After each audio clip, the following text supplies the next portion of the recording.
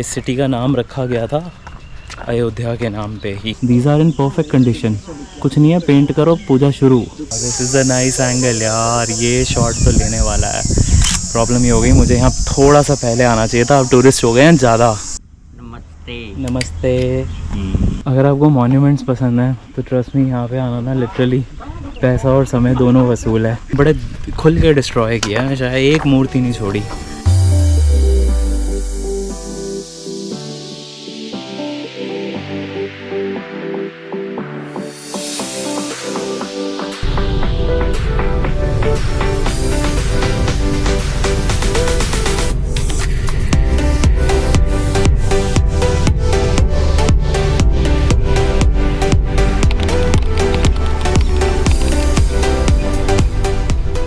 मोचे 2 पे उतरने के बाद I had to take a ticket to Ayodhya and it's very easy. आप यहाँ पे बस आपको उतारती है, सो काउंटर नंबर B है यहाँ पे, यू जस्ट गो देयर। और ये पूरा बेसिकली बिल्डिंग नंबर B है, ठीक है। इसके अंदर बहुत सारे काउंटर्स हैं, you can see there are till 12 counters on the right hand side, 6 counters are here. So B4 is the one which through which you can get the ticket for Ayodhya.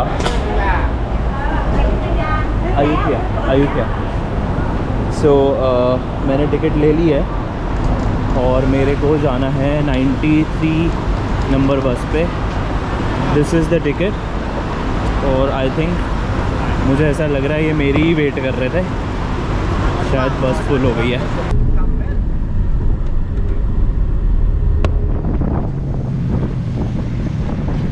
ये एक resort है अयोध्या में जो मैंने book किया है अपने लिए। The place looks beautiful and ये रूम मिला है मेरे को लगभग 1000 रुपये में। पूरा वुडन स्ट्रक्चर है और अगर आप बाहर देखो खिड़की से, वो सामने रिवर, एक्चुअली रिवर साइड है ये, इसका नाम ही रिवर साइड है।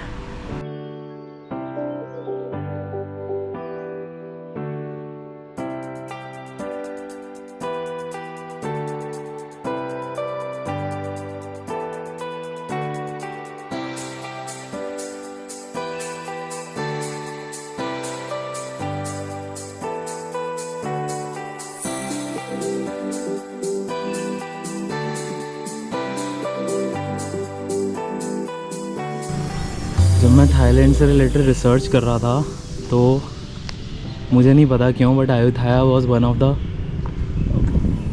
मोस्ट फेव प्लेस उस समय, जो जिस तरीके की फ़ोटोज़ और वीडियोस मैंने यहाँ की देखी थी। और यहाँ पे आके ना सच में क्या बताऊँ, मतलब दिल को ना ऐसे सुकून सा मिल रहा है कि यार finally I am at a spot जहाँ मैं सच में आना चाहता था। स्लीपिंग बुद्धा, और इतने ह्यूज है ना, कैसे यहाँ पे कोई इंसान भी नहीं है सो दैट मैं वो दिखा पाता, स्केल दिखा पाता। बहुत ह्यूज स्लीपिंग बुद्धा की स्ट्रक्चर बना हुआ है। मैं सच में अयोध्या मिस नहीं करना चाहता था, बट मैंने कांचनापुरी में एक दिन एक्स्ट्रा लगाने की वजह से ना थोड़ा सा प्लान गड़बड़ा गया, तो इसलिए फिर टुक किया rather than travellings on a riding a motor bike और अ स्कूटर और समथिंग लाइक दैट। यहाँ पे साइकिल्स भी मिल जाती हैं वैसे काफ़ी सस्ती, और सच में जो शांति और सुकून है ना यहाँ पे, मैं उसको शब्दों में बयां कर नहीं सकता। बहुत ही सुंदर। लेट मी ट्राई, मैं कुछ शॉट्स निकालने की कोशिश करता हूँ।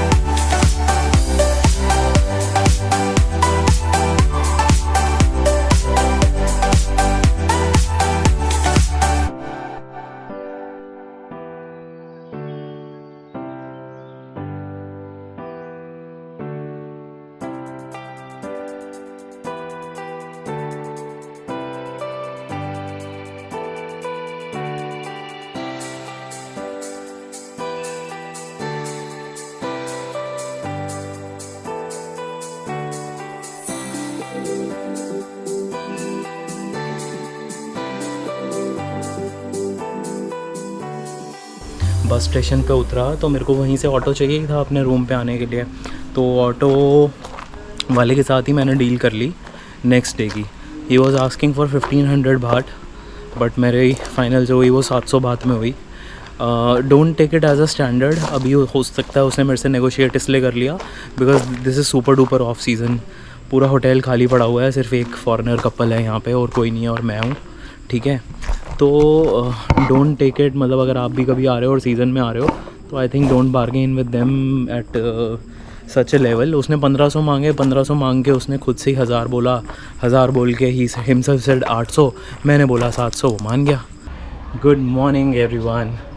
आज मैं हूँ अयोध्या में और अयोध्या से मैं जा रहा हूँ आज यहाँ पे जितने भी टेम्पल्स हैं वो सब विज़िट करने के लिए। So this is river side Ayodhya. ये बोट भी इनकी ही है एंड बहुत ही सुंदर बना हुआ है। मुझे तो इसकी जो रस्टिक अपील है ना इस जगह की बहुत पसंद आई। रात बहुत अच्छी रही।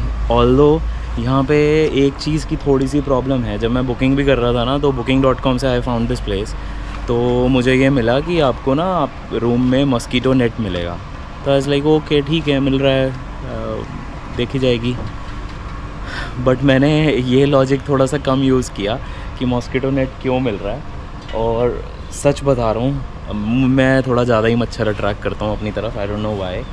और यहाँ के मच्छर ना एक्चुअली बहुत ख़तरनाक है, बहुत ख़तरनाक। सच में बता रहा हूँ, इनविजिबल टाइप के मच्छर हैं, छोटे छोटे, एंड दे विल सक your blood like anything.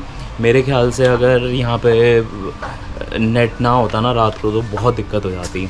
Guide book ले लिए, टुक टुक वाला वेट कर रहा है ऑलरेडी, बैग पैक्ड है और चलो निकलते हैं।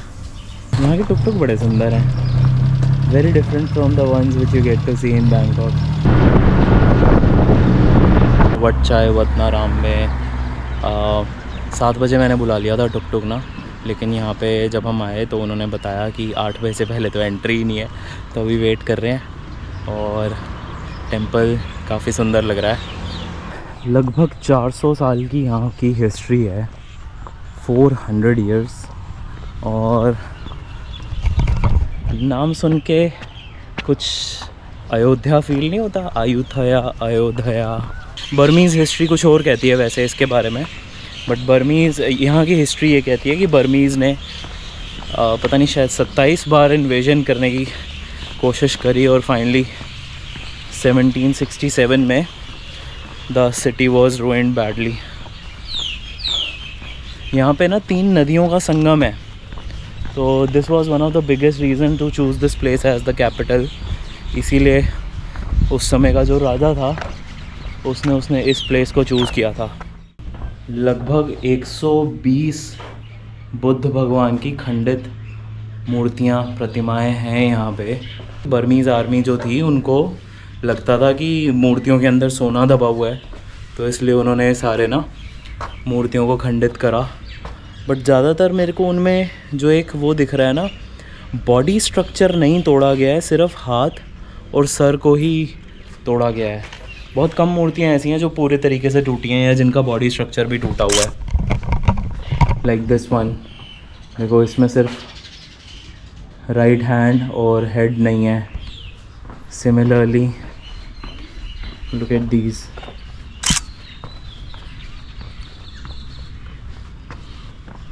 सो ये है वो पहला टेंपल जहाँ से मैंने अपना अयोध्या का ट्रिप शुरू किया है and this looked amazing.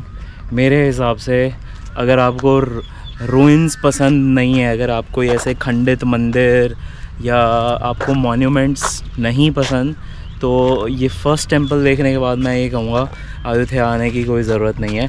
Majority of temples जो यहाँ पे हैं वो सारे ऐसे ही हैं, सब रूइंड फॉर्म में ही हैं, रूइंड कंडीशन में ही हैं।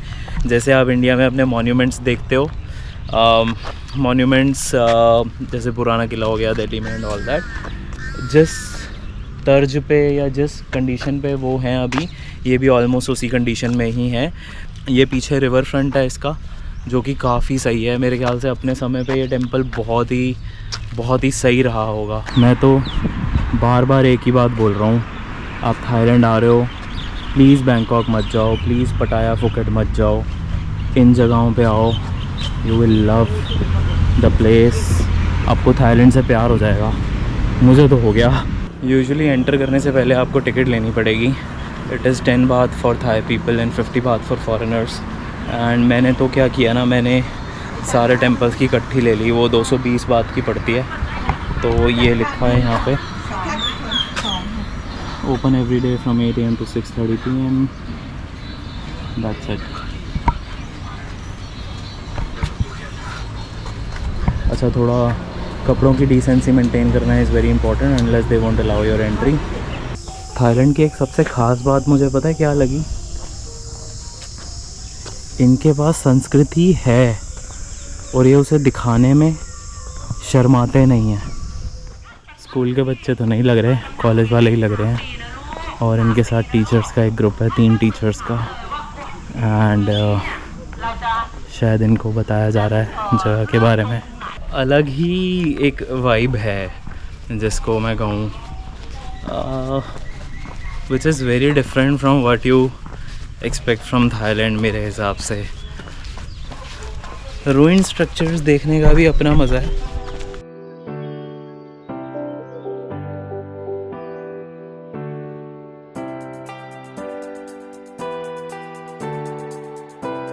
खैर मुझे तो बचपन से ही ऐसा, पता नहीं क्यों है, बट मुझे तो बचपन से ही ये मॉन्यूमेंट्स, आर्किटेक्चर और ये सब ओल्ड स्ट्रक्चर्स ना काफ़ी पसंद आते थे। शायद ही दिल्ली में, मतलब ऑब्वियसली होंगे, दिल्ली में भी ऐसे बहुत से स्पॉट्स होंगे जो मैंने नहीं देखे, बट हाँ, I am one of those जो घर से स्पेशली जाके वो स्पॉट्स विज़िट करता है। उस समय की, आज से 400 साल पहले की बनी हुई ईंटें आज भी कितने अच्छी कंडीशन में है।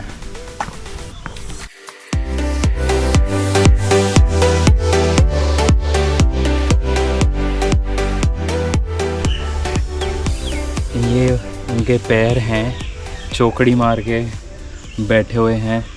समझ में आ रहा है पूरा स्ट्रक्चर, और ईंटों का बना हुआ है। सबसे बड़ी बात, किसी मेटल का नहीं बना हुआ है। यूजुअली आप जाते हो तो आपको मेटल स्ट्रक्चर्स नज़र आते हैं ना, ईंटों का बना हुआ है। ये उनका खंडित लेफ़्ट हैंड है, राइट हैंड बिल्कुल गायब है, सर भी नहीं है। बहुत ही, और इसमें ये जो कर्वेचर है ना, ये जो थोड़ा सा कर्व है, देखते ही बनता है। बहुत ही, कितनी आर्ट रही होगी। और ये जो हाथ है, ये देखो, ये पड़ा, काफ़ी तबाही मचाई थी बर्मीज़ ने, इसका मतलब।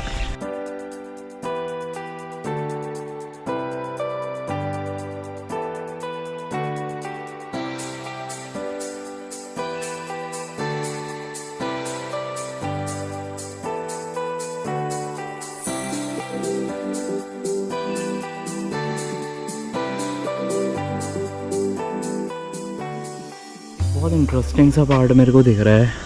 तो वहाँ पे ये आप कर्व्स देख रहे हो, मतलब वो इतने फाइन तरीके से बनाए हुए हैं ना। आज से 400-450 साल पहले जिसने भी कंस्ट्रक्ट करे हैं, इतने फाइन है वो। उनके जो कर्व्स हैं वो बहुत ही सुंदर लग रहे हैं।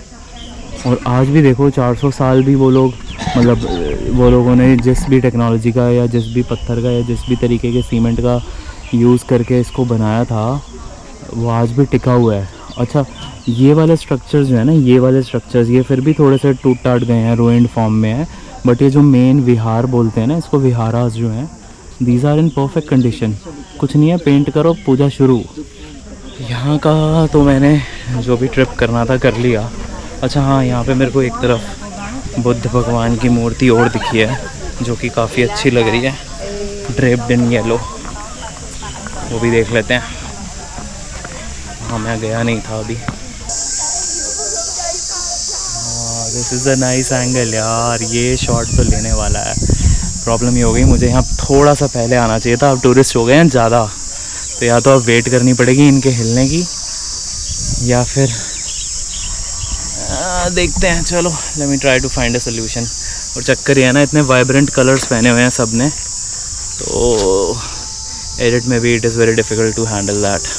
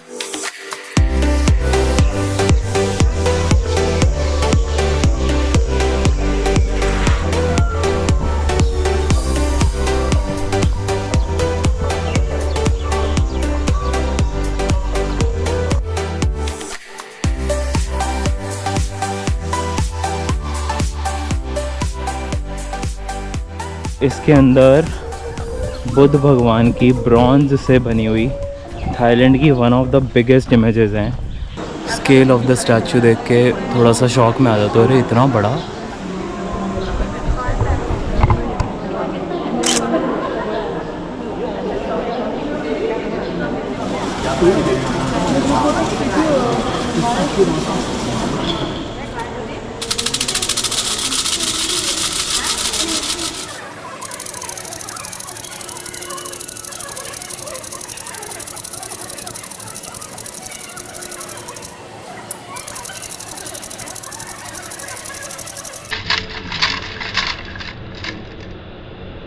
ये है पूरे थाईलैंड की one of the biggest and the largest Buddha भगवान की मूर्ति, जो कि एक साइड पे लगभग 12.5 मीटर और दूसरी साइड पे लगभग 9.5 मीटर है। तो ह्यूज है और बहुत बुरी कंडीशन में मिली थी ये। अंदर पूरा एक छोटा सा म्यूज़ियम टाइप का भी बना हुआ है फ़ोटोज़ का। और बाद में किंग ने, जो यहाँ की रॉयल फैमिली है, उन्होंने ये पूरा स्ट्रक्चर क्रिएट करवाया और बहुत सुंदर है। यहाँ की जो क्वीन थी उस समय की, उन्होंने फाइनली यहाँ पे आके पूजा पाठ करा और तब से इसको गोल्ड लीफ के उसमें कवर कर दिया गया है एंड अब इसकी पूजा पाठ पूरा होता है। Third temple of the day, 2 कल शाम को देखे थे, 3 आज देख लिए मॉर्निंग में और काफ़ी सही है। एक डिफरेंट सी आउटलुक है चीज़ों में। बेस्ट पार्ट ये है कि पंडित जो हैं यहाँ के, जो भी मंक्स हैं, वो आपसे कोई पैसे नहीं मांगते किसी भी चीज़ के लिए। आपको चढ़ाने हैं चढ़ाओ, नहीं चढ़ाने मत चढ़ाओ, आपकी मर्ज़ी है। देखो फूलों को हाथों से बांध के कितने अच्छे से सजाया गया है। आप इनको 20 बात दे के अंदर ले जा सकते हो। ये अंकल ने ऐसे निकाला, उसकी बेकार वाली लीव्स तोड़ी और ये वो किस तरीके से इसको घुमा रहे हैं।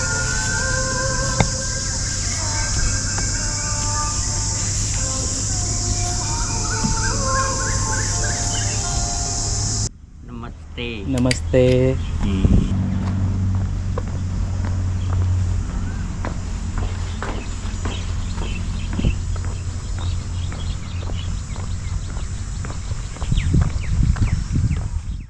अभी मैं हूँ वट फ्राराम पे और इस जगह को बोलते हैं उबोस्त।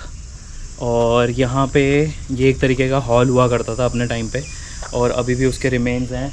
यहाँ सेंटर में बुद्ध भगवान की एक मूर्ति थी जो अब नहीं रही है, तो उसी के बारे में वहाँ बोर्ड पे लिखा भी हुआ है। और बट कुछ बचे कुछ पिलर्स हैं, जैसे ये 5 पिलर्स हैं, एक पिलर गायब है, 6 होने चाहिए। तो ये है वट फ्राराम और वन टाइम विज़िट तो फॉर श्योर है।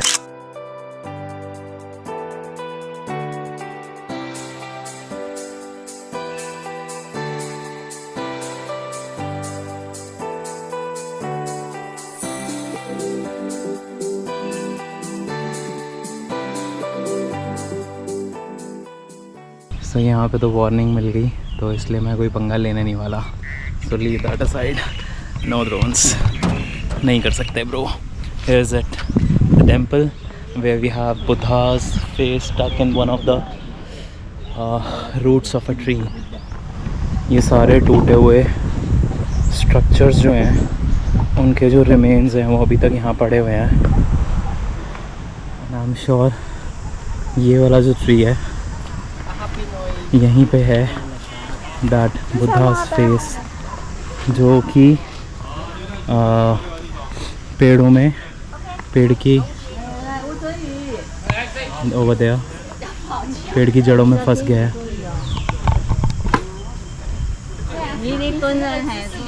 एंड ये one of the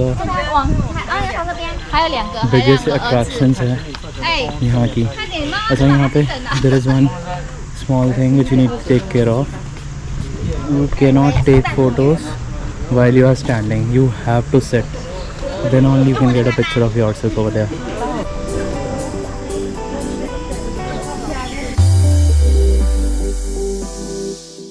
Beautiful experience. मज़ा आ गया। वो जो बुद्ध भगवान का सर जो है जो रूट्स में ट्रैप हुआ है, दैट लुक्स फैंटास्टिक।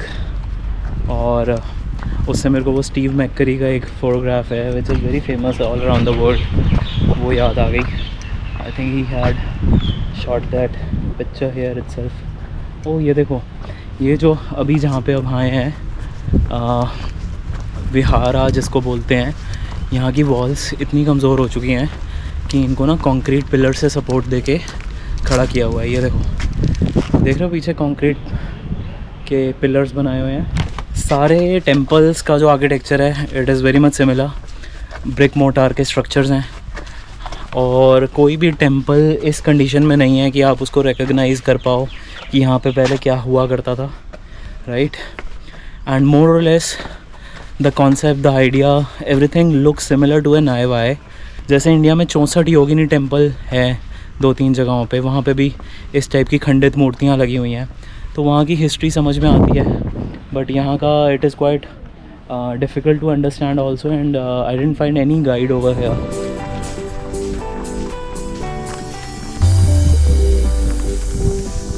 बुद्ध भगवान की इतनी सारी इमेजेस हैं ना, इतनी सारी मूर्तियाँ हैं। और मानने वाली बात है, जैसा कि थाईलैंड की हिस्ट्री कहती है कि बर्मीज़ आर्मी ने अटैक करके सबको डिस्ट्रॉय किया था, ट्रस्ट में बड़े खुल के डिस्ट्रॉय किया है, चाहे एक मूर्ति नहीं छोड़ी जो खंडित ना हो। Okay, so one more good picture of me here.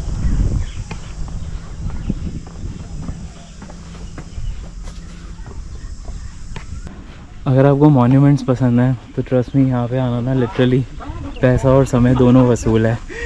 Look at the structure, कैसे ये बेंड हुआ है लेफ्ट हैंड साइड की तरफ, है ना।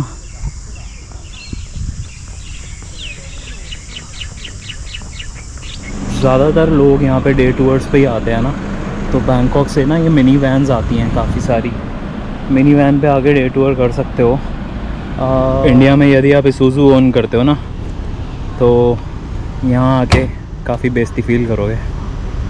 इसूज़ू की क्या हालत है, एक नारियल बेचने वाला और टुक टुक वाला, वो देखो सामने वो फट्टे रख के जा रहे हैं इसूज़ू के ऊपर। तो इसूज़ू मेरे ख्याल से यहाँ पे हमारी जैसे ओमनी नहीं है, शायद वो कंसिडर होती है।